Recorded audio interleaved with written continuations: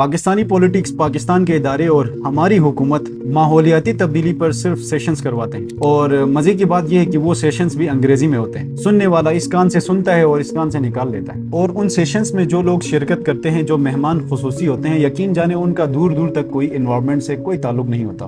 سوچئے اگر آپ کا گھر، آپ کا گاؤں، آپ کی زمین، آپ کے کھیت ایک پل میں مٹی میں مل جائے تو آپ کس کو ذمہ دار ٹھہرائیں گے؟ انڈیا کو، ترکی کو، افغانستان کو، یا گورنمنٹ کو؟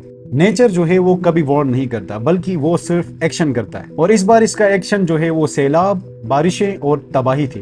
گلگت بلتستان کے ہر کونے سے چیخیں سنائی دے رہی ہیں، لیکن عوام کی ان چیخوں تک حکومت کا کوئی مائکرو فون تک، کوئی سگنل تک ان تک نہیں پہنچتا۔ کیوں؟ کیونکہ کلائمیٹ چینج یعنی موسمیاتی تبدیلی ان کے لیے صرف ایک فائل کا نام ہے، اور ہمارے لیے زندگی اور موت کا فیصلہ ہے۔ گلگت بلتستان ایک بار پھر قدرتی آفت کی زد میں ہے۔ حال ہی میں چلاس بابو سر ٹاپ میں ایک خطرناک سیلابی ریلا آیا ہے، جس میں درجنوں افراد جو ہے وہ مسنگ ہیں، جن کا اب تک کوئی اتا پتہ نہیں ہے۔ ڈپٹی کمشنر کے مطابق اب تک اس حادثے میں 5 افراد جان کی بازی ہار چکے ہیں، جن میں 4 سیاح اور 1 مقامی شخص شامل ہے۔ ٹھیک ہے، آپ کا کیا نام ہے؟ بیٹا میرا بھائی اور میری بیگم بھی چلا گیا۔ بس ٹھیک ہے، سارے اللہ خیر کرے گا۔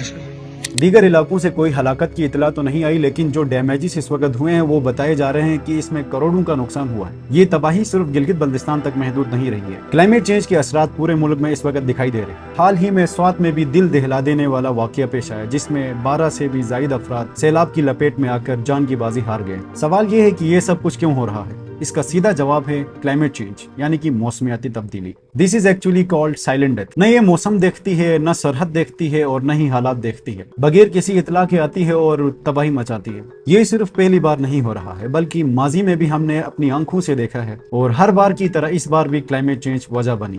پاکستان اور خاص طور پر گلگت بلتستان ماحولیاتی جنگ کا میدان بن چکا ہے۔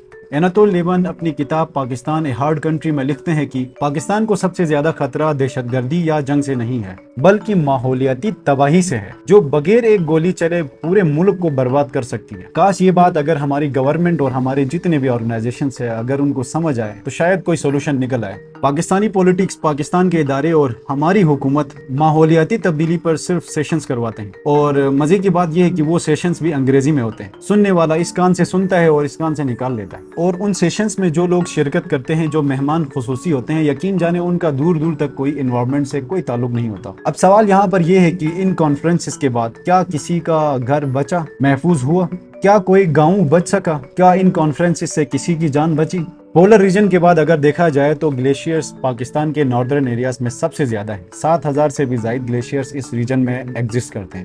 یہ گلیشیئرز جو ہیں وہ اب اس حالت میں نہیں رہے، بلکہ یہ ایک تیزی سے پگھل رہے ہیں، اور اس کی لائف ایگزامپل یہ ہے کہ حال ہی میں جو ٹمپریچر ریکارڈز کی جو لسٹ سامنے آئی، اس میں چلاس، بونجی اور دیگر علاقوں میں خطرناک حد تک درجہ حرارت ریکارڈ کیا گیا۔ یہ اس بات کا ثبوت ہے کہ صورتحال کنٹرول سے باہر ہو رہی ہے۔ اگر یہی صورتحال جاری رہی تو نہ صرف گلیشیئرز ختم ہو جائیں گے، بلکہ پاکستان کو شدید آبی بحران اور قحط سالی کا سامنا کرنا پڑ سکتا ہے۔ ایک بات تو سمجھ سے باہر ہے، آج تک جتنے بھی کوپ ہوئے ہیں، کانفرنس آف پارٹیز، جس میں دیکھا جاتا ہے کہ کون سا ملک کلائمیٹ چینج کی وجہ سے زیادہ متاثر ہوا ہے، اور اس کو اس حساب سے فنڈز دیے جاتے ہیں۔ پاکستان جیسے ملک کو ہر سال درجنوں ارب ڈالرز کی ضرورت ہے، اور جو فنڈز جمع ہوئے ہیں ان کا کوئی بھی پتہ نہیں کہ کب، کس کو اور کتنے ملیں گے۔ ہر سال کی طرح اس سال بھی کوپ 29 آذربائیجان باکو میں ہوا، جس میں پاکستان کے لیے کچھ فنڈز مختص کیے جاتے ہیں۔ دیکھا جائے تو پچھلے فنڈز کا حال یہ ہے کہ نہ کوئی گلیشیئر بچا ہے، نہ پانی کا نظام بہتر ہوا ہے، اور نہ کوئی پائیدار اقدام سامنے آیا ہے۔ پاکستان دنیا بھر میں ماحولیاتی انصاف کا دعوے دار ہے، لیکن اپنے ہی ملک میں وہ اس انصاف کا سب سے بڑا قاتل ہے۔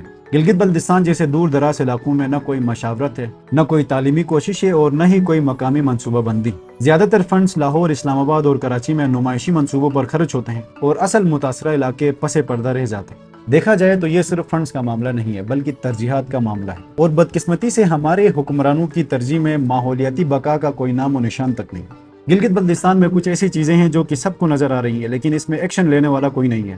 کچھ دن پہلے عطاباد جھیل کے قریب واقع لکسس ہونزا ریزورٹ حالیہ دنوں میں سیلاب کی زد میں آیا تھا۔ سب کو معلوم تھا کہ یہ علاقہ خطرے میں ہے۔ लेकिन फिर भी कोई एक्शन नहीं लिया गया। हुंजा लक्सेस होटल अगर देखा जाए तो ये एक ऐसे लोकेशन में, ये एक ऐसे स्पेसिफिक एरिया में बनाया गया है जो कि सैलाबी रेला जहां से गुजरता है। सवाल ये है कि इस तरह की रीजन्स में जहां पर सैलाब गुजरता है वहां कौन परमिशन देता है वहां पर कंस्ट्रक्शंस की। इस तरह की गैर कानूनी तामीरात से सिर्फ आवाम के लिए खतरा है। क्लाइमेट चेंज की वजह से गिलगित बल्तिस्तान में अगर हम तबाहकुन तारीखें देखें तो जुलाई 2010 हुंजा सिकरदू अस्तोर में तबाही हुई। अगस्त 2016 गिलगित और हुंजा में ग्लव्स और लैंडस्लाइडिंग्स। जुलाई 2021 हसनाबाद में सैलाबी रेला। अगस्त 2022 हरामुश, दारेल, खरमंग में शदीद नुकसानात। जुलाई 2025 यानी आज का महीना जिसमें पसू, दनियोर, जुटियाल और सिकरदू सिर्फ 24 घंटों में वसी तबाही। आखिर में सिर्फ मैं इतना ही कहना चाहूंगा कि जिन सेशंस और कॉन्फ्रेंसेस के नाम पर जो फंड्स हड़प किए जाते हैं, अगर वही फंड्स डेवलपमेंट्स और प्रोजेक्ट्स पे लगाया जाए तो शायद किसी की जान बचाई जा सकती है, किसी का घर महफूज हो सकता है। जब तक जंगलात की कटाई, फंड्स का सही इस्तेमाल, गैर कानूनी तामीरात और बेकाबू सियाहत पर कंट्रोल न किया गया तो ये हालात मजीद बिगड़ जाएंगे। और अगर अब भी हमने होश न संभाला तो ये माहौलियाती तब्दीली हम सबको अपनी लपेट में ले लेगी। मिलते हैं एक नई वीडियो में एक नए टॉपिक के साथ। मुझे इजाजत दीजिएगा। अल्लाह हाफिज।